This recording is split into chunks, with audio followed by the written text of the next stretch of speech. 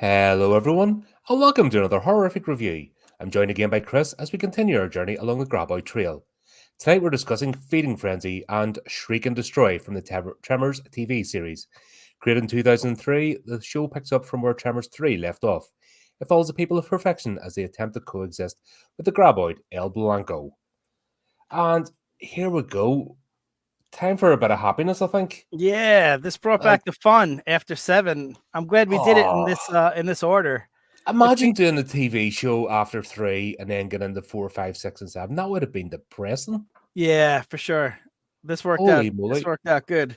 So fun fact, I saw that it was canceled unfortunately after 13 episodes, and I looked into it. It was Sci-Fi's highest rated program on the channel at that time, but it was meant to be a replacement for Farscape, which I guess was their highest rated before this. That's one of the best sci-fi shows ever. I haven't seen it, but apparently Farscape was hitting a different demographic and it failed to hit that demographic. But imagine canceling a show after 13 episodes that's your highest rated on your network. Like, it's just it's frustrating. That's these idiots. It's Firefly all over again. Like, you have to give a show, especially a sci-fi show or a horror show like this, like, you have to give it at least 2 years to find its audience. People are going to talk about it. They're going to, word of mouth, marketing, promoting it. What do they expect? But this is why I'm so disgruntled with TV in general. I hate TV. I hate TV people. Now the TV people have come across into streaming and they're fucking it up too. They're dickheads. They're 100% dickheads. I don't know what they were expecting, like they're morons. They don't know their arse from their elbow. That's the problem. How could they have expected it to do better? It's already the highest rated on the channel. So it's frustrating that they didn't give it more, because I really enjoyed these first two. Hey, Levi. There's Levi. Thanks for joining. I was going to say, before we begin, thanks, Levi, for clearing up a few problems before we started this, because apparently, because the Sci-Fi Channel executives didn't like Shriek and Destroy, they put it to the last episode, and then they fucked up all the episodes and put them out of order. Yeah. So even as they aired it, they messed it up because morons. Yeah. So we would have watched the second episode out of order. So appreciate that, Levi. Thanks. Yeah. No, great, because at least we know what we're doing. Because I can imagine there's a wee bit of a through line with this. We can see already that they've done better than the movies. Yeah, definitely. Sci-Fi Channel. I hate the Sci-Fi Channel. I see that logo and I just die a little inside. Yeah. I genuinely hate them. I remember being excited when cable first came out back in the late 80s. Sorry, folks, show me age. But I thought, I love sci-fi stuff. Oh, here's a channel dedicated to it. Yeah. And I quickly just lost the will to live. They're abysmal. Yeah. I feel like if they had put this on another network, not even like prime time, but if they put it like well, in the States we have TNT, TBS, like those kind of channels. They have like, Walker Texas Ranger back in the day. I feel like something like that, it would have done even better, because it's fun. It definitely has a fun appeal that the last 3 movies were missing. So and the same spirit, that's the thing. I'm actually, after watching these, I'm more annoyed with Tremors 5. Yes. So my anger has increased. Remember it was like, now my actual anger has increased 3 movies. Yeah. So instead of just hating 2, I hate 3 movies now. Because what an absolute pile of shit. Yeah, for sure. For sure. Oh man, like there's no need for this. This is what gets me. A lot of the things that go wrong are because of just absolute planks who have no business being in the jobs that they're in. And it's this thing that I predicted years ago, and it's come true. These people have been shuffled into positions because mommy and daddy were born in the TV industry, so little junior or little princess has to get a job. because they're a useless individual. When I started seeing those documentaries of the 90s, the kids of stars, Yeah. and they're just pampered, pointless, like sacks of meat. Yeah. And they're really they serve no purpose. They're just oxygen thieves. But of course, they're going to have to give something to feel important. And this is what's happened. They've all been shoved into, and it's not just actors. If you think about it, not everybody can be an actor. So they've been put into producer roles, writer roles, lighting roles, technician roles. This has been going on, and this is why we've got the crap that we do today. It's true. The whole identity politics thing is just a shield and a spear, you can't criticize me because blah, blah, blah. It's nothing to do with actually anything. It's just because you've got useless morons and they know it. Yeah. They know that they don't deserve to be where they are, and they've only been put there. And this whole thing of guilt has come up. Yeah. And instead of doing something positive with their lives, and maybe, I don't know, some entrepreneurs would not fund their kids and would make them go and work at a burger flipping joint. They'd go make them do something, at least for a couple of years, to go and earn their metal. That's gone out, not gone out the window with these sort of pampered idiots, because it's Hollywood and that whole industry. I don't know. You still there? Are you aboard you already? Oh, no. No, you're blinking. Have I broke Chris? Yes, I've broken him. Oh dear. I went off in a rant and I've broken. Yeah, can you hear me okay? Yeah, I could see you blinking and I'm like, oh no. And I knew it was happening. There's Oliver in as well, and good to see you. And yeah, Levi, I know exactly how you feel. Let me try. I'm gonna go out and go back in. That worked last time. Oh, right. I was mid rant anyway, so he's broken. Yeah, this thing has been going on for decades with the TV industry. It's just, and the movie industry as well, just these morons. That's all they are. If they were running that old thing, if they're running a lemonade stand and they end up in debt, going bust, they're just that incompetent. And then it becomes all about ego. I am such and such because mommy and daddy is such and such. And this thing's just went on and Yeah. on. And now we're seeing it because people are just pissed off. People just walk away. They won't go to the cinema anymore. They'll not buy into all these TV shows. They're not even angry. No, it's just like, yeah, done. And you can't motivate people. I think it's better for us knowing that there's only 13 episodes, because we could just go with. Can you hear me okay? Yeah.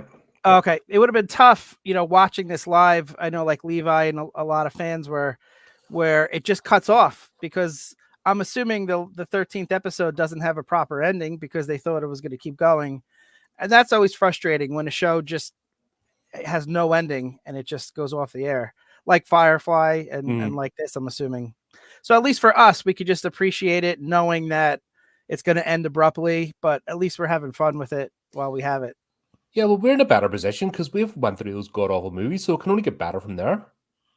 Exactly. So, you know what I mean? Even the worst episode of this is better than, like, the best. I'm saying from 5 onwards, because 1 to 3, brilliant. 4, brilliant. And then it's just started going off the cliff. Yeah. But yeah, 2 episodes in, I'm angry. I'm pissed off with the stupidity because of little dipshits, and yeah, they won't accept any responsibility. There are things just to double down, and we've seen it through social media. But the writing was on the wall for this. This battle was coming between the customer and the dipshit for a long time, and this is why the great unplug happened. Everyone talks about that unplugging. Yeah, everyone's sick as paying over the odds for cable TV, getting a lot of shite for maybe watching 2 shows, 3 shows a year, and then putting all these channels. It's like, why am I paying for this? Yeah. And that's what the unplugging happened to streaming. Now, all the dipshits are being settled into streaming, and then streaming's going the same way. Now you need at least 5 or 6 subscriptions if you want to watch anything, which I don't bother, Right. If I want to watch something, I'll maybe do a free trial, or I'll pick up the physical media now because I'm not doing it. Yeah, I'm not it's I'm too, not getting sucked in. I've been there with cable. I know what it's like, yeah, too many for sure. and they Yeah. won't learn. They'll be sneaky. They'll change the game. They'll do whatever they want, but except actually learn to make better content. And Yeah. But what was so great about this is like it transitioned beautifully from Tremors 3. I mean, it felt like you were watching the sequel to Tremors 3, yeah, with between El Blanco, Jody owning Chang's store, Melvin Plug, real estate agent, like mhm. all of these story points were in the right away from the pilot, which was great because it just felt like a continuation of a movie that we both liked, Tremors 3. Yeah. Yeah. Well, you've got different actors. So Leela Lee plays Jodie Chang. Marcia Strassman plays Nancy Sterngood. So there's two main characters in this recast, but the story just carries on. So Yes. you can do that, and that was one of the things we had said. Yeah, I think we even mentioned it with Levi too. With Tremor 7, they could have just recast Travis. They didn't have to have what's his name? Napoleon Dynamite, Yeah, Jimmy. God, Jimmy, the yeah, character Jimmy. You could have just had, Travis, just played by have him be John Heater. Travis. Yeah, Crack on. exactly. But one of my minor complaints with Tremors 3, and I like Tremors 3, was the acting of Jodie Chang.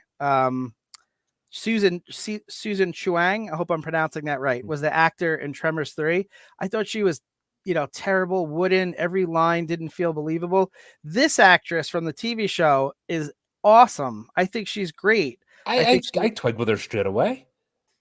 yeah, she's likable. Mhm. Her acting is good. Like and I think that's important for a show like this. Like you have to like the people to understand why they're willing to sacrifice their lives for each other and want to protect each other. And I found this actress is Much more personable. Leela Lee. Yeah, very Mhm. personable. Um and yeah, just very likable, which is awesome. Yeah, it's not hard to, like I said, a bit of imagination. This is nothing new. We've got a century's worth of movie and film and TV to look back on for examples of things that work, Yeah. and yet these idiots can't do it, and they have teams of writing rooms. It's not like sitting, what I mean. I sit here in my wee cupboard with my notes, trying to make gear the conversation so try and put some sort of a good show out. They have teams of writers. Yeah. The late show talk show hosts, when we had a break from them thanks to the strike, it was bliss not having your news feed filled with them muppets because they all look the same, they all talk the same, but Yeah. they have a team of writers and they still sound shit. Yeah. Yeah. And We clearly do not. You only have to watch us for 10 seconds to know that we don't have writers. that, you know what? I'm glad Yeah. because Yeah. Yeah. imagine being that contrived shit. Yeah. Yeah. No, I couldn't do it. Yeah. But yeah, we'll go into the first episode, Feeding Frenzy. And here, when I read the tagline for the whole show, I'm like, how are they going to make an entire TV series just around El Blanco? This is going to turn itself on nuts pretty quickly. But we find out they have a game plan, which is cool. But Yeah. um, within the first 5 minutes, we get reintroduced to perfection. That's why I thought as a pilot, and a lot of pilots struggle because the Mhm. actors don't know the characters yet. Even the writers are still trying to, get a feel. I thought this was one of the better excuse me, one of the better pilots I've seen because I felt like it did a great job of like reintroducing you to the storyline. And I liked the Tyler's introduction. I liked that story beat that here's this guy that like stops at a sign and then he comes under attack right away and Burt Gummer is patrolling the streets. I They've just got thought all the that was so warnings set up from Tremors 3. They've got yeah. everything set up for it. And it's that, oh, you stopped at the sign, didn't you? Yeah, I told them that sign was more trouble than what it was worth. And it was Yeah. just that matter of factness. It was In a fact, great Burt Gummer's character's so, we saw him in Tremors 3. We see the current Burt. We see this characterization still being Burt before the yes. deconstruction started. Yes. Because really, from 5 onwards, it started, this whole thing of 2020s. Let's must deconstruct the protagonist. Can't have heroes. Oh no, they can't be like that. Yeah, Tremors 5 literally pissed on Bert. Yeah, I mean, that's all you can say about it.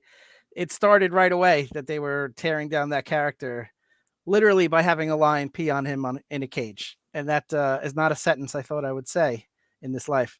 But I like the idea that Tyler bought the business from Desert Jack, and that's why he's coming to the town. Like those little throwaway lines are important to me for the continuity.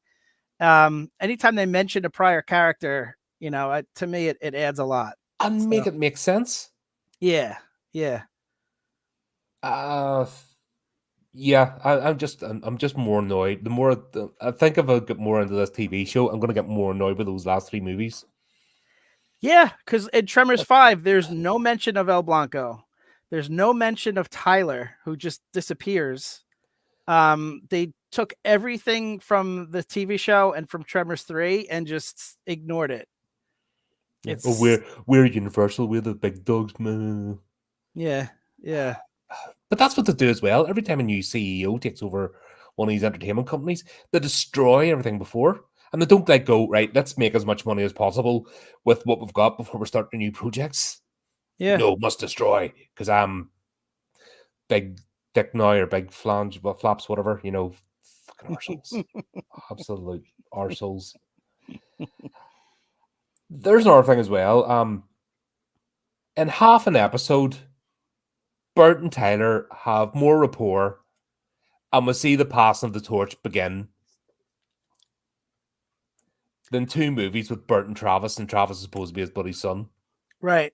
So I think it has to do with the writing and the fact that the writers and Michael Gross understood the character of Bert, because it all comes from him.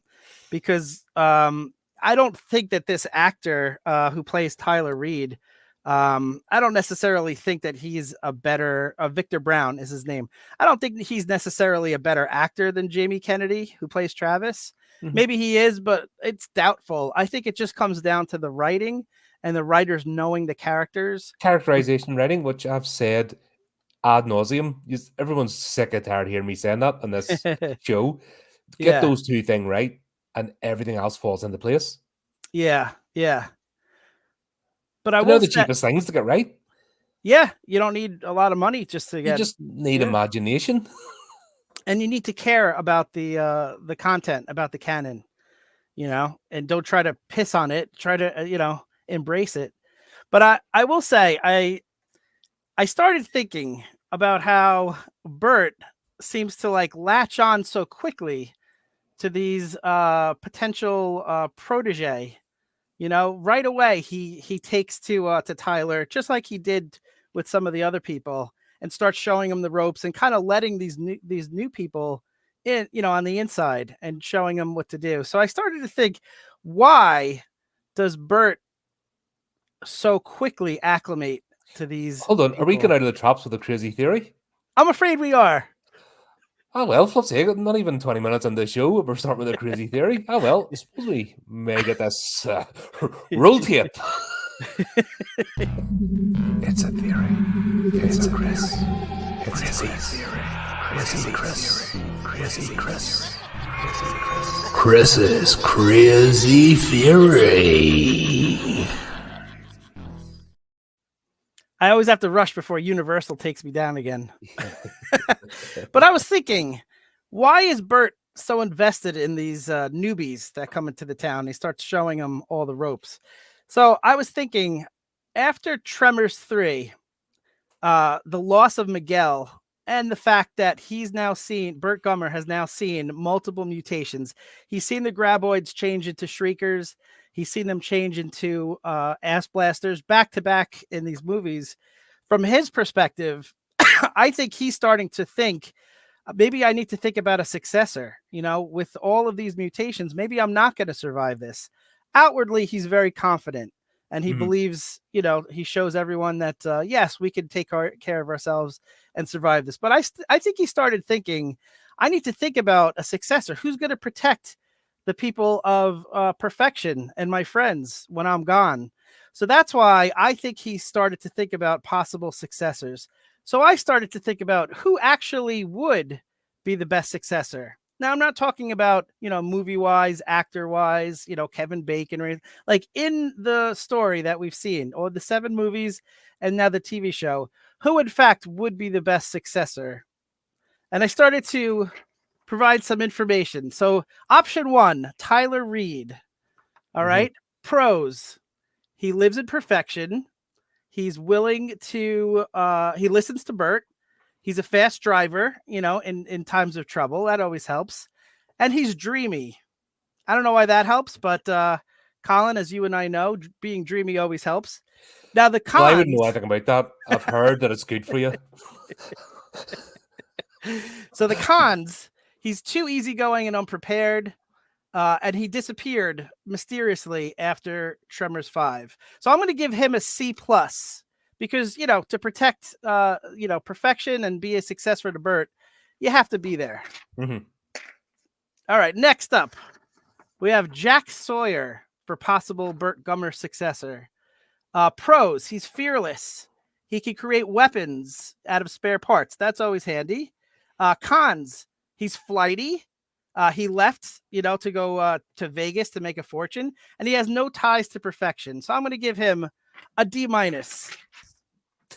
Next up, we have Travis Welker. Pros, genetics. He's Bert's actual son. He has experience fighting with Bert, and he loves guns. Those are very good pros. But the cons, he takes way too many chances. He doesn't prepare well. We all know that Bert is very big on preparation and safety. And, it's tough to kill graboids from prison. So sorry, Travis. I'm giving you a C+. Next up is Jimmy from Tremors 7. He's great with a chainsaw. That helps. Leadership skills. That was a big theme in that great movie, leadership skills. And Bert sacrificed himself to save him. So in Bert's mind, this person has value, right? But the cons, no connections to perfection. His biology background, not a military background. And he's not a survivalist. So I'm going to give him a D. So you ask yourself, who is the only perfect successor? You're probably asking 2 questions. Why? I don't pay to have a color printer. And the other question you're asking yourself. I know the price of inkjet. Okay. A small fortune. So I'll skip to the second You need question. your own silver mine. Exactly. So then the second question after the printer question, why, or who rather, is the perfect successor to Bert if I've given all these people bad grades? And that, of course, is, say it with me, Zombert. Pros, everything. Cons, none. That's an A+. So the government now, assuming that you don't believe my last theory about Bert Gummer surviving, that means the government realizes after Bert's demise that we need this person to defeat the graboids. So we've seen them do experimentations before, right? They experimented. They're going to clone a Bert army. They're going to clone a Bert army. And that is the only perfect successor to Bert Gummer is Zombert himself. A+. It's the only way I can go. Oh my God. Thank you. Yes. That has to be the finale. They have to do a TV special or something. That's it. They've been cloning Bert and maybe do it a bit less cheesy than Alien Resurrection, but all these field experiments. And they've got one to Flower Child, wearing flip-flops and a Hawaiian shirt. And they've got him wrong. In the eternal struggle of man versus graboid, there could be only one. And there we go. That would actually be, considering the movies, that'd be better.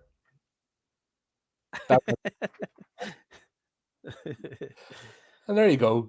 Just in case you were missing it, there's another crazy theory. Boom! It's a theory. It's a Chris. It's a theory. Chris's crazy theory. Fun times, yeah. So far, Tyler's look out of if we can't have Sunbird, Tyler's looking pretty good so far, and I'm only in the bloody TV show, and it's good and bad at the same time because it's bad that they screwed up the movies so horrendously, Yeah, and good that a TV show can actually, for any of us that have lived through the Highlander TV show and felt that pain. I remember that back in the day. Oh Yeah, God, that was that was pretty. that would never end. That was a TV show on the TV, and the RoboCop TV. Anyone that's lived through the RoboCop Oh, I TV didn't see show, that one. and the subsequent three or four TV movies. Highlander had like 3 or 4 TV movies as well. Oh, I didn't see And that. oh my God, anyone that's been through that and watched their beloved franchise stamped on and chopped up into bits and just violated in front of their eyes. You'll appreciate this, that there's actually an attempt being made to stay close to the movies. Oh, really? Oh yeah. All right. You see some of the TV spin-offs for things, and oh God, never forget the Crow TV show. The Crow TV show. Wow. Oh God, that was absolutely diabolical. So this stacks up pretty well against those.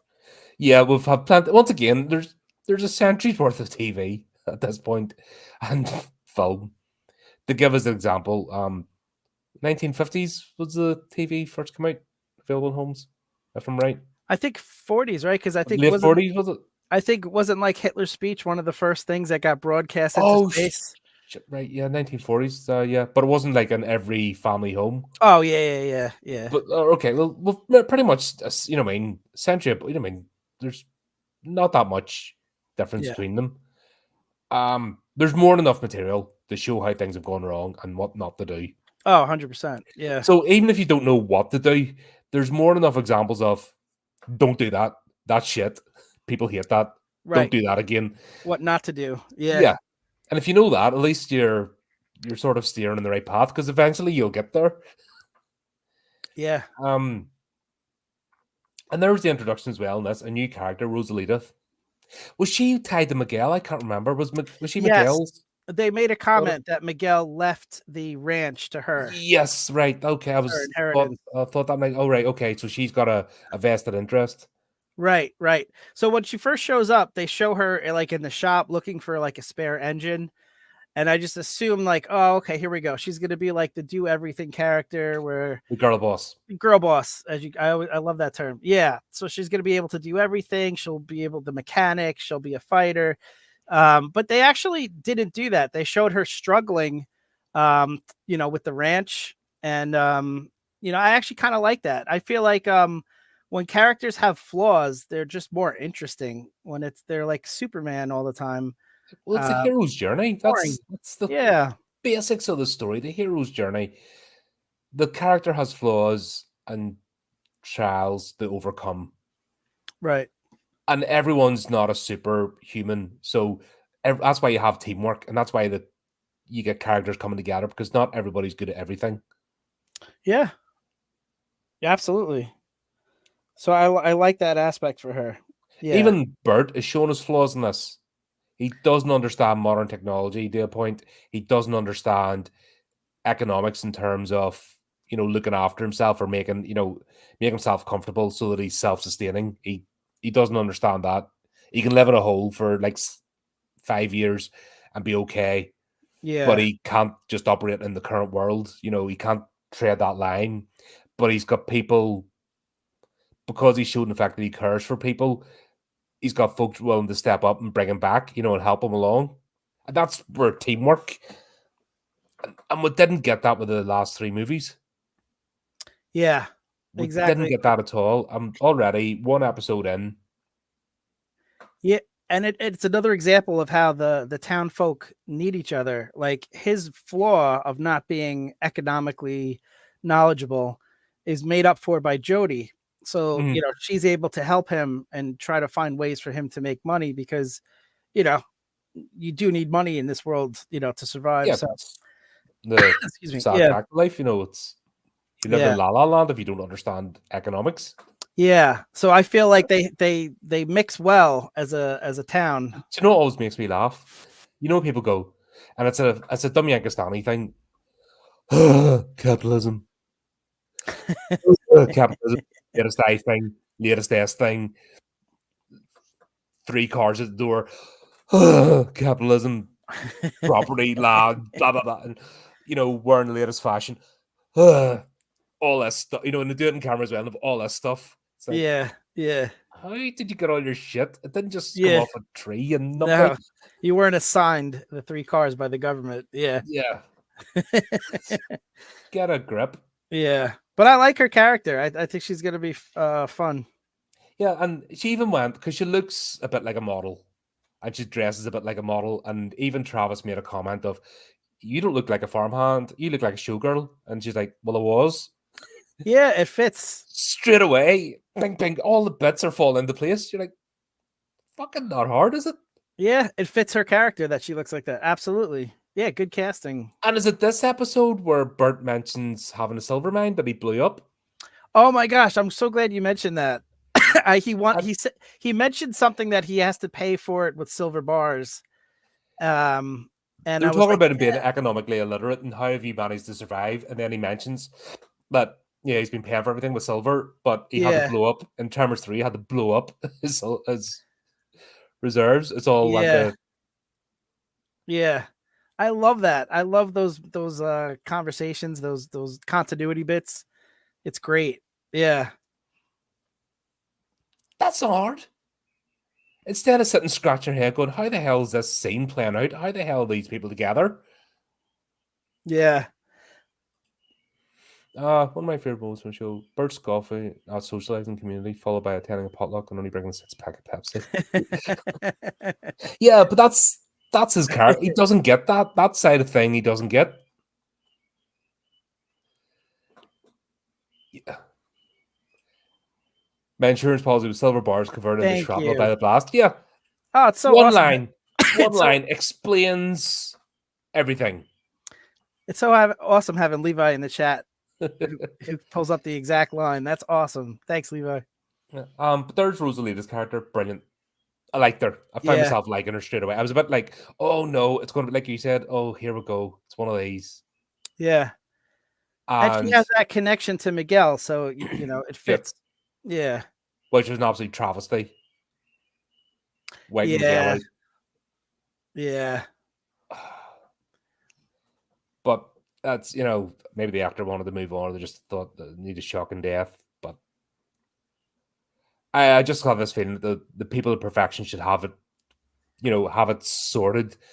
And only if it's a really poignant moment should one of them go, because that's why you bring in the cannon fodder, the other people that happen to visit and don't understand. Yeah, and I felt like they already had Walter die, so you had the jeopardy already planted. I don't know if you needed to also kill Miguel. Yeah. Yeah. I like the way they've kept Walter alive in spirit, though. Yes. They've really done it, and that's what else do you need? In fact, have you noticed that Tremors 3 and this, they're not relying on Val and Earl. Like, they're forgotten. Right. Excuse me. And what they've done is they've like, okay, those two aren't part of it. Yeah. They could visit, but we're not going to hang on those. We'll hang on what we can and keep it going. I think the writers were smart not to try to replicate that relationship, because Val and Earl worked because they were both equals. They were on the same level, and they rock, paper, scissors, and they just were, buddies on the same level. And the problem with Burt Gummer, as much as we love him, is there's no one on Burt Gummer's level, with the exception of maybe Reba and, in the first episode, his wife, Reba McEntire. There was no one really at his level. So if you try to bring someone else and recreate that buddy, it's just not going to work. So instead, the writers are smart. And like, if we can't do like an equal buddy relationship, let's do a mentor and a protege. And it's working. Yeah. I think his relationship with Tyler is already light years ahead of. I'm just blown away that, like, I'm not even into the meat and bones of this episode. Yeah. And already they've set everything up, and you're like, I feel good. Yeah. I feel good about this. That's clever. Yeah. And they did a good job of incorporating El Blanco, because like they're used to like when the tremors, come and shake the town, and they know immediately which items to grab that are going to shake the most Yep. by the glass. Probably shouldn't have like a glass display, but it's just good that they incorporate that. Yeah. Yeah, that's just clever. Once again, clever. Did they spend 3 episodes explaining all that? No, it was done in like one scene. Yeah. There you go. Job done. You're in the universe. Exactly. Miguel was killing 3 because I thought 3 would be the last movie. Yeah. Makes sense. That makes Cool. sense. And there's KDW, welcome. Welcome from. It's not often we get somebody on Twitch. It depends. It's either feast or famine with Twitch. Welcome. Thanks for coming. Yeah. Yeah, and then we get the introduction of oh god, I just called him Hank Schrader. I called him Tremors, Hank Schrader. Dean Norris. Oh, Dean Norris. Yeah. Twitchell. Yeah, Twitchell. So we'll have Twitchell, and basically he's the government liaison. He's Charlie from Charlie's Angel. He's oh god, there's another show that pissed on. Remember the A-Team? Oh yeah, I love the A-Team. Remember that horrendous final season after they got caught, and then that weird government guy? I haven't seen it in a while. I just loved god, that's B.A. Baracus, and they had to stick him with a needle every time he went on a plane. Yeah. But special forces unit to their friggin' more like special needs. It's like daycare getting let out. But you have somebody that hands out the mission. You need the liaison, you need the plot device. And so we get Twitchell, and he's like, been bloody landed with this job, the supervisor Blanco and blah blah blah, and I'm letting you live here. But it's a bit of it's one of those better them living here who interact, with El Blanco and don't have someone else moving in or not letting Melvin rule the roost. That the status quo sort of maintained. There's a bit of an understanding there, and you get that straight away with this first episode of his introduction. Yeah, I like because I was watching the episode and I was like, I can't believe like the government is aware of El Blanco and they're letting these people live there. And all they did is they put up like a little sign. So as I'm watching the episode, then this guy shows up and I'm like, perfect. They thought of a response, like the writers thought of that plot hole, and they're like, all right, it wouldn't make sense that they wouldn't at least have someone on the ground to oversee this. Ideally, they probably would have had like a wall where cars that were coming in would have to like have like a checkpoint. But I'm easygoing. I think the cost of that, where you just let the people live in the town that are doing their thing and they're doing it themselves anyway, and you just send one agent to check up on things.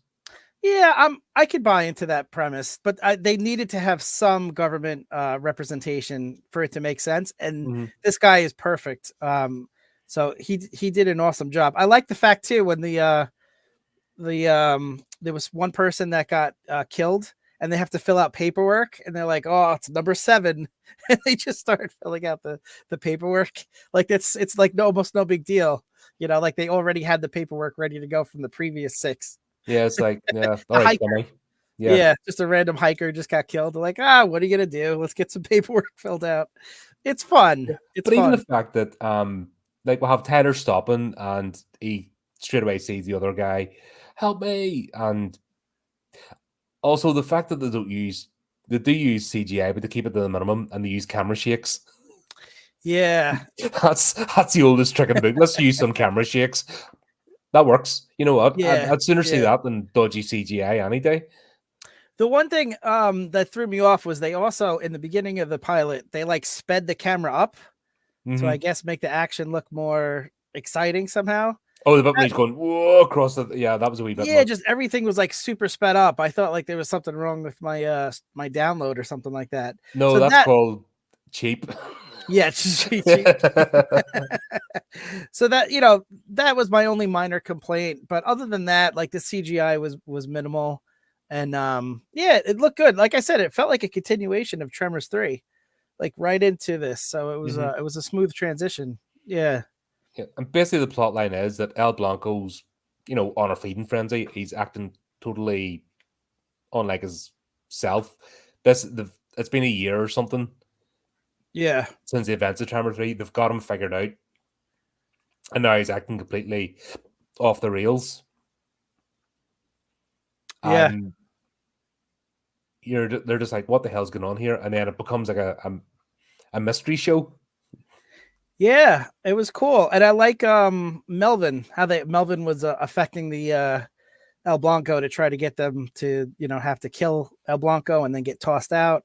So he had this whole plot. Like I love the idea of taking a character from the first movie and using him into the storyline, Mhm. because Melvin was like this annoying little kid, from the first one. Now he's turning into like this evil adversary. I mean, there's the one part where they had the henchman that he had hired on the motorcycle to set up these devices to mess with El Blanco. He's on the rock with him, and then he sees El Blanco coming, and without giving the guy any warning, just jumps off the rock and runs to safety. And then the motorcycle guy gets eaten. And then when Bert and Tyler confront him about it, he's like, "No, I don't know who it is." So he's now gone from like an annoying kid who has like greedy real estate plans to like an Mhm. accessory to murder. Yeah, And he's just an absolute disgusting person. and he's like covering it up. That's like a big jump to take, but Mhm. it's fun, and I hope he comes back in He's another in one more episode. I did check it out because Okay. once again I'm like going, right, is this all going to be here? Is it just going to be Melvin trying a new trick every week? And Yeah. I've been burnt out with TV, and I know how when you're dealing with lazy writers, and I think with so much shit lately, like, oh, this is going to be the recurring theme, blah blah blah blah blah. Oh god, right. But I like the fact that it wasn't. This could just descend into farce and just be a scary monster every week and have no substance. That'd be a very boring TV show to watch. But already we're seeing the character interaction, we're seeing the little moments, we're seeing the shout outs without beating you over the head with it. Here's an Easter egg, slapping you around the face. Yeah, Um, yeah. You're getting all these little hints that if you're invested in the series, you can pick up on and go, oh yes, Yeah. like that. As a pilot, it worked beautifully because it introduced you to everyone without it being exposition. It wasn't boring. It wasn't telling you everything. It just showed you the town, showed you what happens when El Blanco comes by. Little bits of explanation, but it was done while keeping the pace going. I was one of the better pilots I've seen. I'll give you a This hint for type of Tremors show. 4, Yeah, which I liked. yeah, yes, yeah, absolutely. Yeah, and that was it pretty much. It did the job of the pilot. There you go. Introduced the characters into the scene, explained all the links, so to justify where everybody's there, and then give us a story to follow. Right. Brilliant. Yeah, yeah, And this is where it could have went wrong. And thanks again to Levi for keeping us steered in the right path here. Because if it wasn't for Levi, we'd be just doing it as we're told, and I think we'd probably get confused. I think as we delve into this, we would, because the next episode, Shriek and Destroy, which they aired as a 6th episode, which is also testament to the fact they can show the episodes completely wrong and still be the highest grossing TV show they had. yeah, You yeah, know, I think that sort of tells that we've got something of quality here. yeah. It was our highest rated show at the Do time. you know how Yeah. much abuse I'm getting, by the way? Abuse Yeah. from who? Oh, Steve and Cameron's like, oh yeah, Tremors 57's coming out. Oh, you'll be doing that next month, you. Those two are giving me dogs abuse. I bet they haven't seen it, or if they saw the first one and never saw any of the sequels. Because I'll be honest, that was my impression of it going in. I was Yeah. like, this is going to be like Sharknado. This is just going to be completely silly, and I was okay with it. But I wasn't like thinking I was going to become like invested in any of the characters. But Neither was I, honestly.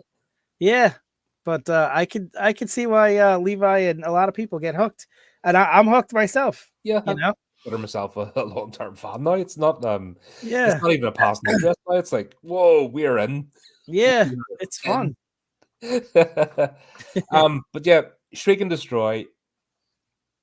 We now have the the way that this show can expand. So rather than just being a perfection, oh, El Blanco doing something again. No, Twitchell's coming, right? I need a favor. And even the antagonism, because they made Bert in 5, 6, and 7 too antagonistic and unnecessarily so. Right. He's rough, but as we have discussed with his character, he's not heartless. He's a caring person. Right. He's one of those people that you need to steer him around, but generally it doesn't take much to do. Right. And then we'll have the balance of Tyler in this, who's a people person. So straight away you've got yin and yang. Yeah. It's a good balance for sure. Like I like the idea of Twitchell as a plot device, like you mentioned, just sending them on missions and stuff like that, because it has to, there has to be a reason why they're going to leave Perfection from time to time, because they're so ingrained in that community. So I thought that was, a good, I don't know if they do that every episode, but I thought for this episode it worked great. I think they're going to mix it up. I've got the impression that they're going to mix it up. Yeah. And I like that. It's not going to be repetitive. So already I'm liking the idea of this TV show. It's like, oh, they've actually thought about it. Wow. Yeah. What a rarity. The only downside to Twitchell is it makes me hate movie 6, Tremors 6, even more. That whole scene with the tax man, if that was supposed to be like a recreation of Twitchell and Bert's relationship, it's just... No, because he's the environmental agency. The environmental tax agency? Man? No, from like the Twitchell's environment, EPA, isn't he? Isn't that what you call it? Environment Protection Agency? Is he? I thought he was FBI. No, I think he's EPA, and then because then you see him going up against Fish and Wildlife. So you're seeing the interdepartmental rivalry, and I want the limelight, and I don't think we got the film. We got a bit of a hint from even Tremors 2 that this was a global phenomenon. Yeah, the Graboids are a global phenomenon, but then, like everything, it fades because Bert doesn't know how to keep a franchise going, and it didn't have a sustainable character. No, technically, Perfection should be thriving, and there should be steel. The road should actually have steel. They should have enough money that actually even the silver's laying, so a Blanco can't come the other town. They're the safe part, and then the safari. This town should be like industrial tourist scale from the tourism, right? Yeah, I mean, you think about it, if they made like arcade games, if he's on the newspaper, magazine covers and stuff like that, TV shows, interviews, you would think that maybe there would be an even greater amount of tourism, but it could also be the danger element too. Like, everyone wants to see, like the dinosaurs in Jurassic Park, but when the dinosaurs get out and eat you, it starts off as, ooh, and then there's the screaming, Jeff Goldblum's character. Yeah, exactly. So that could be hurting it, And it's in the armpit middle of nowhere. So that's even for Arizona standards. Right. And I know how sparse Arizona is because I've been there. Yeah, there's no nearby airport. There's no train that goes close by, so it's tough to get to, which is could be the reason. Yeah. But then they've done this because obviously Mitchell has more responsibilities than just Perfection. It's one of his roles. And he's obviously in and about the different towns of the area. Oh, Nevada. Nevada. Sorry, I thought it was Arizona. My apologies. I've been to Nevada too, so it's all right. My statement still stands. I've had 30 weekends in Vegas. Vegas is exhausting. Two days is enough for me.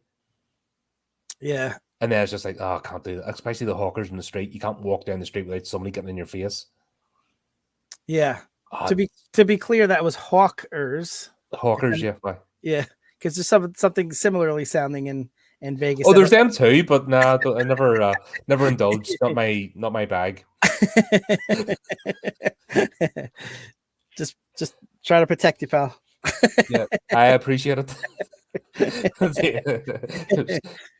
Oh, are we acting like a team? Yeah, I show my flaws. Gotta keep the channel going. But the whole thing I was talking about, the buddy cop vibe and that the should have had in the movies. Yeah.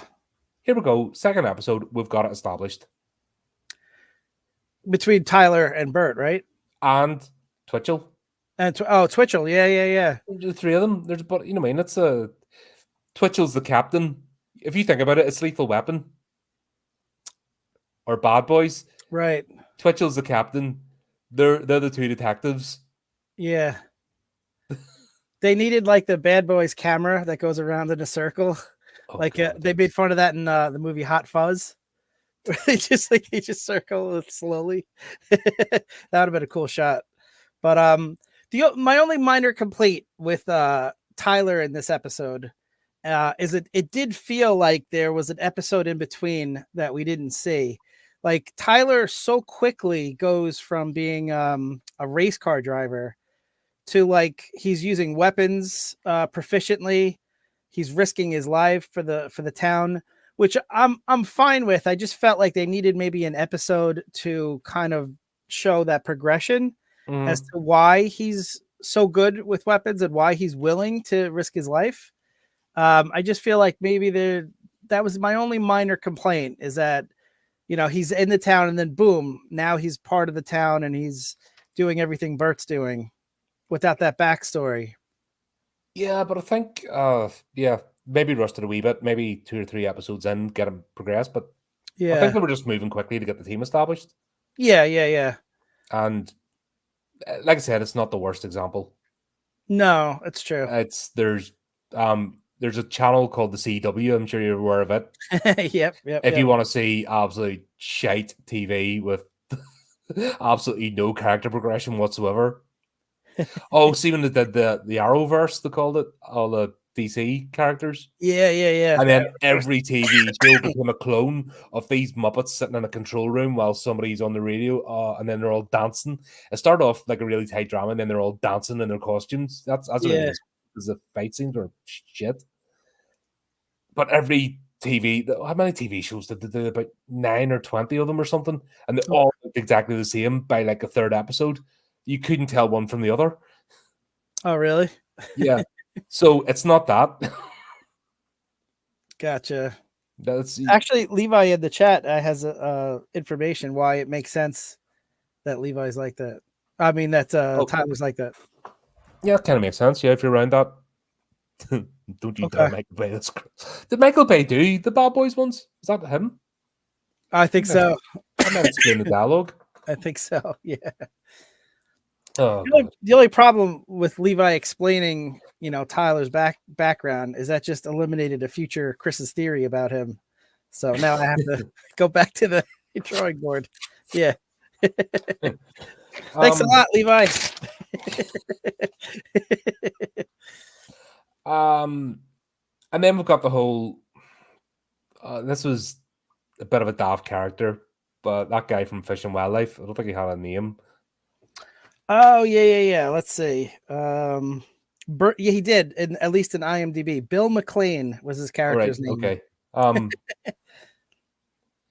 An Uzi is the most useless weapon, even like in real life. It's a crowd, like for scattering crowds. It's absolutely no use whatsoever. And I've already talked about needing the stopping power and everything else, and you've got this guy with an Uzi with 9mm, and you're like, what are you doing? Yeah, God bless you. I would not have picked up on that, and that's a great point.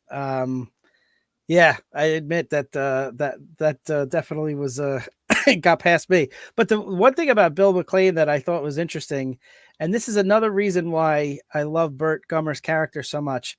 So, you know, this guy comes in and he starts, you know, yelling at them, and, you know, I got this under control. And he's like, he's kicking Burt and Tyler, you know, off. Mm-hmm. He's just being a complete a-hole to him. And as he's walking away, Burt still is giving him tips on how to survive against the Shriekers. He starts saying like, you know, you got to hide your body heat. This is after this guy was such an a-hole to him. Mm-hmm. And he's like, oh yeah, this is what you have to do. Like, I just love that about Bert. Like, no matter how much, he's insulted or like people treat him badly, he still cares about human beings and people surviving. And he looks past other people's flaws all the time in order to keep them safe. So it's just it was a little throwaway line that I was like, yes, they get his character, because we've seen this in the first 3 movies, all the time. These little lines here or there showing how much he cares. And they make the joke about him being a survivalist, but it's one of those, paranoid survivalist. But at the end of the day, he's not doing harm. Yeah. He's not doing anybody 1 ounce of harm. And even if he didn't help, he'd still not been doing anybody any harm. That's what he believes. He's living his life. He interacts, but when it comes to things, I guess, he's the guy on the job. Same as Jodie is the girl on the job when it comes to bringing money in so the town can survive. Yeah. Everyone has a purpose. Yeah. And I'm pretty sure we're going to see Rosalita. She'll develop and we'll see her purpose. Nancy's a bit of a non-character, but, you need somebody that just lives there, and does whatever. Yeah. But like the people that, talk badly about his character, as the movies have gotten more current, and they say bad things about this type of character represents, this, yeah, you know what I mean? Like they just totally bash this character. They're missing all of these moments. Like not one time has he judged any other character and said, talk badly about someone else's choices. Like he lives his life how he believes, but he doesn't badmouth other people, even if they don't believe the same thing he does. So it's even more upsetting that there's this current culture that is bashing. It's a bit of an allegory for what's actually happening. And I brought it up after 7 that what they're doing to nerd culture, they're shoving all their, like I said, these people are guilty because they're useless. Yeah. And they decided to make a quick buck off nerd culture, and they didn't understand the level of obsession that the nerd has. And we will sit and go into details, and we will pour our eyes over things, and we'll look into little details, and we'll argue about the little tiniest things. And these people just weren't prepared for that. And the fact that they can't flush their heads down the toilet anymore, it's the grown-up world, and they can't fight that battle. Yeah. Yeah. But I thought that was the best use of that character, was just to point out the dichotomy of how Bert is just such a, better person than this guy, this Bill McLean guy. Yeah. It's strange because I was looking, what I was looking for is almost like an A-Team type thing that Bert's built like custom weapons or custom ammunition, and hearing things like that. This one was a bit of a strange episode in terms of, I need the government to give me guns sort of thing. Yeah, but on the heels of Tremors 3, where his entire underground base was blown up. It makes sense, I suppose. He's starting to rebuild that arsenal, If this was 10 years later, 15 years later, then it would have been like, you've had plenty of time. Yeah. Yeah, but I bought into it because it's so soon after the events of Tremors 3. Even when Bill dies, Bert says no one should have to die like that. Yeah, Yeah. I think that's why they had that when the modern crowd got into this current trend, which is going to bite them in the arse, because the younger ones are like going, look at these Muppets and going, nah. Yeah. The pendulum will swing. And on the list of ways to die, being torn to shreds by shriekers has got to be right up there as one of the worst. I told Twitch 1,000 rounds we can cut it, yeah. He didn't even throw one of his grenades. Like, he's got the concussion grenades, and it's obviously that they've only paid for, so they can only afford to have so many, so they can't have him disappearing off his costume. I'm glad you picked up on that, because when I was watching it, there was that scene where they were Tyler has them locked in that little shed, and then they start to like shoot the shed. Yeah, just open the door, throw a grenade in, and close it. I thought that was going to happen. And that was kind of a strange story. Well, I suppose they're only concussion grenades because because he explained it in the first one for Blanco. Maybe that's why. But then why doesn't he have like a different? It's a budget thing. Let's be honest. We know what it is. We can break the fourth wall for that one. Going, they've designed this and they've only got so much money, so they're it's a sci-fi channel. Yeah, but if he's worried about consumption of ammo, conserving ammo, you probably don't want to shoot the shed from the outside and No. just blindly hope that if we shoot the entire shed, that will. I don't know. That seemed a little weird too. Just they unloaded round after round into But the we shed. needed to have the scene where they jump down the tunnel. Yeah. So Yeah. it's a TV show. It's going to Yeah. be TV, right? And it's going to have to, I mean, don't forget, this isn't a movie, so they've only got episodes to get this thing moving. So Right. it's a different pace. I guess my only thought with that, it's a very minor nitpicky complaint, was that after Bert's experience with these creatures, for him to assume, and they started to like cheer after they shot into the shed, for him to assume that took care of the problem when he's seen, that you need a lot more to kill these things. Mm-hmm. But again, that's just a minor complaint. Yeah. Yeah. But then we're all about, they've kind of, he's lost everything. They're still trying to do it. It's all about a mess. Him and Twitchell are trying to learn how to work together. Yeah. Like this is going to be the build up for the, I mean, if this was season 3, this would be a well-oiled machine, and then there'd have to be other things coming in. This is them just starting to work together and understand each other. Right. And we're even saying like Twitchell, nobody operates in the same level as him. Seeing Bert in action, there's one thing Bert in theory, but Bert in action's a completely different kettle of fish. Yeah. And there's a reason why even the military can't deal with these things. And he single-handedly wiped out 300 of these things in Argentina. That's why he's on board. That'd be fun to get a kill count of all the different characters to see. Well, I mean, obviously, meter. Yeah. Obviously, Bert is, Is there? I'm surprised. I need to look up. Is there any form of Tremors game? Oh, video game, like an actual. This would be a brilliant side scroller. Oh my gosh, for sure. Just picking up things, and actually you could recreate. You jump in a barrel, and a Graboid gets you and takes you another level. It's like Mario. You have like a Mario type thing. Yeah. Happening. There's so much opportunity here. Yeah. These Universal are morons. I thought Warner Brothers were bad. And I just, these companies just annoy the life out of me. Yeah, especially nowadays, it's a lot easier to make like that type of a game. There's all these like kits that they send out, where anyone with like basic programming skills, which I do not have, is able to make like a 2D, side scroller type game. There's HTML as well. It can like be web based, not even have to download anything.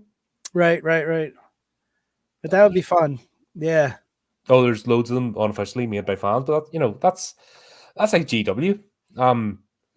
You've loads of fan art, and they're really protective. So they've gone after people that could have been assets, and they've done it the completely wrong way. Yeah. I'm sorry. Even if you're not a Warhammer fan, look up the Astartes animated show that was made by a fan. Yeah. 5 parts. It's done the whole thing. Brilliant. I happen to know of a horror channel that plays games sometimes. I think maybe that could happen. That'd be fun to watch you play. A Tremors game. If there is one, I'd be on it, and if it's multiplayer, even better. That's right. Of course. But yeah, the whole point is, I can't even remember the name of the town they were in, but they're in the town, and this festival's happening, and Pioneer Day. Day, yeah. Yeah. And it's just everything's going wrong because this guy has got involved and messed things up. It would have been a quick cleanup operation, and then it's just gone from bad to worse. And then you see the town getting, have to get evacuated from it. Yeah, I liked how they waited, to the last possible second to warn the people, and then and there was that funny part where the mayor is like, "Okay, now everyone walk calmly to your car." And then Twitchell whispers in his ear, "It's like, okay, everyone run to your car." and hide your body heat. Oh yeah, and hide your body heat. Yeah. That was great. Yeah, but I have to say, actually, I was in town today, and I don't know if you ever watched the series called Sharp or heard of it. Probably not. It's a British TV show. Oh, you've broken again. S- So they have this. They're lining up the muskets, breaking into his house. You back? Oh, I can, I, I think you have something running in the background. You've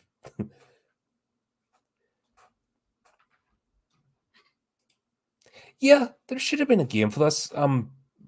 Like you think of the amount of stuff's pumped out that doesn't make any money whatsoever, and this has got a built-in fan base, but that's the same story over and over again. That don't understand when someone has a built-in fan base, you're not going to reach the masses, but you're going to have a dedicated group who will spend money, and these are right. not twigged onto this.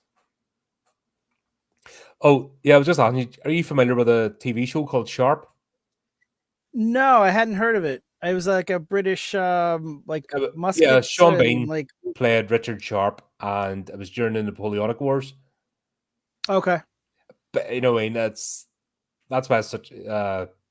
When Sean Bean started appearing in movies and Dan every episode, you're like, that's not right, because he's Richard Sharp for like 10 seasons of the show, and Oh, okay. So he survived all these battles. yeah, Yeah. I saw it today and I bought it. I bought like the first season, like I saw it in the shop. And I'm like, I'm having that because the scene here with the muskets, and they get the Oh my baseball gosh, team. that was so great.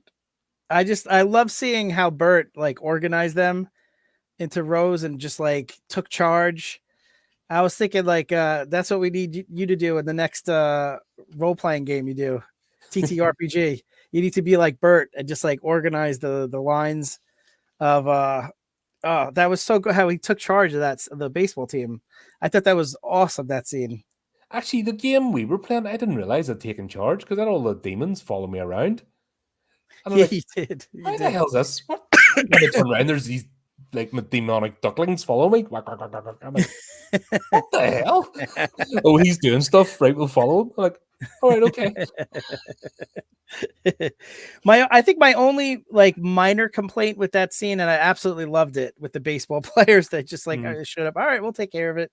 Was I think it would have been cool if just one of them, when the Shriekers were starting to come at them, if just one of them panicked and started to like walk away, and then Bert has to like try to like grab him and talk him into staying. You know, like give him like a pep talk, like he did, even though the movie was terrible in Cold Day in Hell, which was Tremors 6. 6, yep.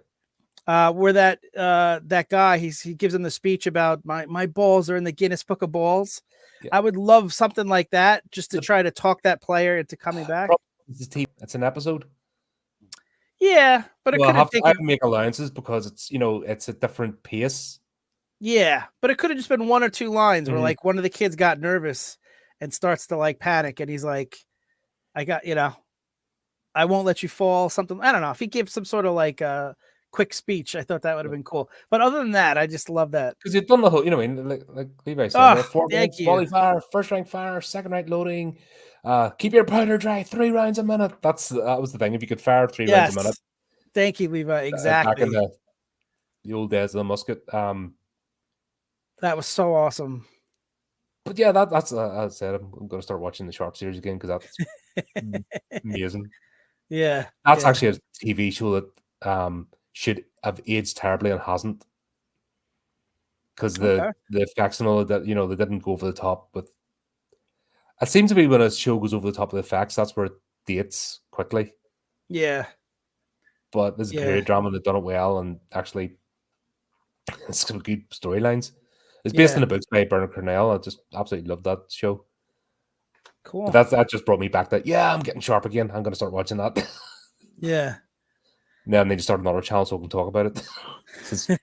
It doesn't really fit here. I thought they did shoot from pretty far away. Like if you only have one shot, I think you might want to wait till they're a little closer. But they all hit. So A musket can travel, I think, 100 meters. Oh, okay. But just So your aim, maybe wait. Yeah, but that's why you have volley fire. That's That was the whole point. Okay. That's why you have volley fire, because that's the whole point. The whole line, you're going to hit something, and that's why the second rank, because that's to give the third rank a chance to, start doing it. Like I said, I've watched a lot of, I've watched a lot of reenactment stuff. I've never had a go on it. I've never had a go on a musket. That's something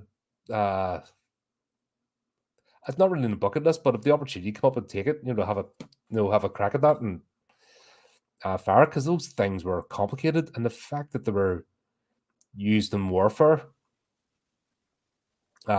just amazing. The discipline that people had to have, knowing that they were standing in a line, and Yes. it was, if you lost your nerve, you were dead, because it was all about that volley, keeping 3 rounds a minute. You were told if you could fire 3 rounds a minute, that was the pace, and that discipline that stepped up. That's awesome. Yeah. What was that saying? It could be me. One of the American War of Independence movies, where they actually did a really good scene where the rebels are sort of got it going, but then they hear the drum beat of the red coat, the foot guards coming up and forming line, and they actually did it. It was terrifying. You actually got to see, the idea of a disciplined unit with muskets is scary against the rabble. Was that the Mel Gibson one? Was it Patriot Games or something? Fucking Mel Gibson. Fuck him. Whoops. Oh. Whoops.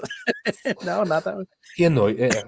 Freedom. He's a British wanker. I'll stop guessing. Yeah, I don't know which one. Hope it wasn't. But there's just a scene, they're all at a barn or something, and then you hear the, basically marching up and the drums and then forming in the column, and it's like, how do we go up against this? We're dead, sort of thing. Yeah. I can't remember how the movie, of course, you know how it ends, but that scene showing how that was intimidating on a battlefield. Right. Yeah, I could see it. Yeah. I thought it was just a great story beat, though. That this group was fun to show up. Yeah. But I love seeing Bert organizing them like that, like just showing his leadership skills and military background. I hope they have more stuff like that. But then you're seeing the other side of him, that he's completely clueless when it comes to other stuff. Think of Spider-Man. Spider-Man's, got it all figured out when he's web swinging and fighting crime. But as Peter Parker, he's a complete idiot. Yeah. And he can't get a grip on anything. He can't deal with his relationships, can't keep a job, can't do anything. He's a mess until he puts on the costume and becomes Spider-Man. That's Burt Gummer. Yeah. Burt Gummer just can't function in life. But once he's in the zone of what he's basically prepared himself for, that's it. He's amazing. Ash Williams, another one in the Ash vs. Evil Dead series. He's a stoner, he's a waster, he's just drifting through life. But once he comes up against the Deadites, a switch goes. You even had Kelly, his character is like, oh, I see. She thought him as a deadbeat, but then once he straps on the chainsaw and takes on a deadite, oh, I see it now. It's that sort of character. Yeah. That's why it's so great seeing him in his element. That's why this show really showed it off. Maybe more than any other scene in all the movies, just that leadership skill. It's it was a lot of fun. Well, we saw it even in the first one with, him just immediately taking Tyler under his wing, getting annoyed because he knows something's not going right with El Blanco, and that shot he took, once again, but doing it right this time, because the first time he fired that rifle, he made a mistake. Remember in Tremors 2, where he shoots the Shrieker, and then it actually destroys the engine block of the car. Right. So we see him actually redeeming himself with that huge powered rifle that he's like, and takes out the piece of equipment that's sending El Blanco nuts. Yeah, that's right. And it was another nice scene is when he gives that handgun, that awesome, the Desert Eagle, which is a 50 cal. That they fire 50 cal rounds. Oh wow! So it's not. That's why I was off at the easy, because even Tyler with a 50, they're hand cannons. Yeah. So him giving that gun to him, that was like That's like Bert's way of saying I love you, or or Yeah. you're one of us now. That I trust you. I That's trust the you. best thing Yeah, for Bird because yeah, I here you'll need it more than me. And that's yeah. characterization. You get a good character, you get good writing, and you can forgive. Like I have not slagged off the effects No, because do you know what? I don't care. I know they're going to be cheesy, but because I'm having a good storyline and I'm having good characters here, I'm forgiving it. yeah, When you have a bad storyline, and that's when you start looking at other things too and nitpicking. right. When you're having a bad time watching something, then you start, oh, that's terrible, that's awful. Yeah, but when you're having a good time with something, you you forgive a lot of things because then you understand, well, they're doing their best they can with the budget and they're actually making an effort. Right. I'm in. It's the same as a lot of indie horror. When I watch indie horror movies, if I get the feeling that they're trying and they're showing me characters, I can forgive a lot of things because I know it's a limited budget. Yeah. But when I'm not having a good time, you've seen my reviews, I rip things to shreds because I get annoyed that I'm watching something because I feel like it's not the people that made it don't care. Right. Yeah, makes sense. Yeah, there's definitely a lot of heart to this one, and the writers definitely get the characters, and there's definitely an effort to make a good movie. It's a good TV show, and also just to make it fun. And after watching 7, it's so nice just to return to the fun element again. Yeah, and there's a bit of seriousness too because obviously, back to that comment, no man should have to die like that. There's a gravitas. I mean, there's stakes involved. Yeah. And speaking of effects, that body looked pretty convincing. That was pretty cool. The way it was like set up, like that the bone, the way the bones were set up, the way the pieces of the body were missing, blood everywhere, like that. That looked pretty good. That's practical effects. That's people that care. Yeah. That's been the wizards of horror since the 80s. You look at any special features, nobody gives a shit about the actors. They want to see that's the reason you bought the DVD and the Blu-ray was to get the special features so you could see the special effects team. Yeah. And see them giggling like absolute maniacs as they made their potions and brews and body parts and I've come up with the perfect solution. Wow, you're gonna love it. And that's sadly that's missing. Yeah. I hope we start to get it back, Auntie, and I hope enough people and the creators are the way to go. If people would just give them a chance, you'd spend as much as you would in a cup of coffee as you would supporting a project that somebody's made, as long as you know that it's not a puff piece or an ego boost, but an actual letter of love. Yeah. What style of music is it to play in this? It's not country and western, is it? It's something else. Does that have a particular name, that the style of music they use? That's a good question. I'm not sure. If it was like an upbeat country / rock, it definitely it's definitely a style, but that style fits perfectly with this. Did, and it reminded me a little bit of Firefly, which I loved, so I enjoyed it. I thought it worked well for the theme. Yeah, because it's almost like a western in a way, Yeah, but it's not. It's not a modern western. It's modern western. That sort of. It's a particular style of music. I've heard it before, and it's usually when you're desert scenes and all this, and it's American. You know what I mean?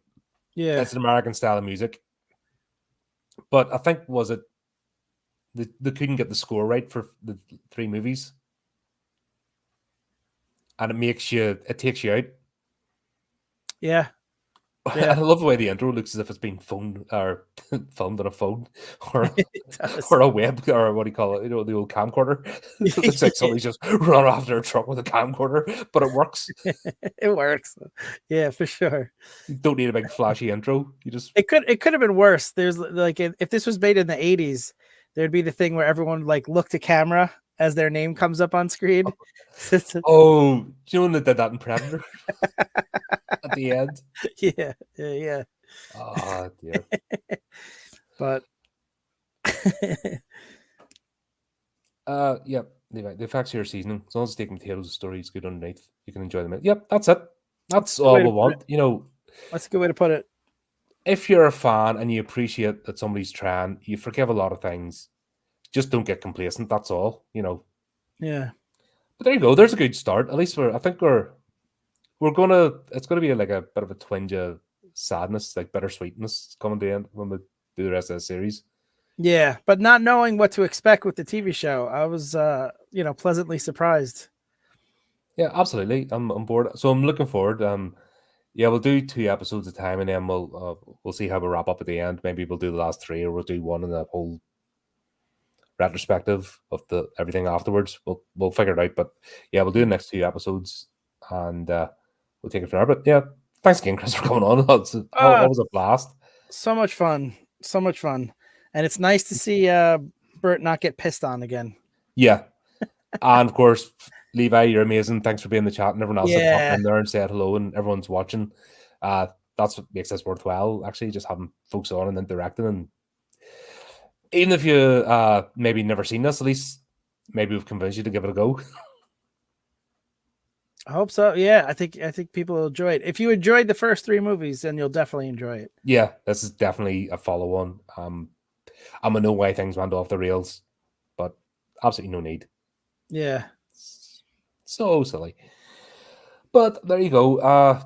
Just need to say, Chris, as always, thanks. Everyone, thanks for being there. And I'll just finish up by saying, keep up to date with the channel, do the typey clicky things. Until next time, keep it creepy. Keep it zombie bird. That doesn't quite work, does it? Bye, everyone.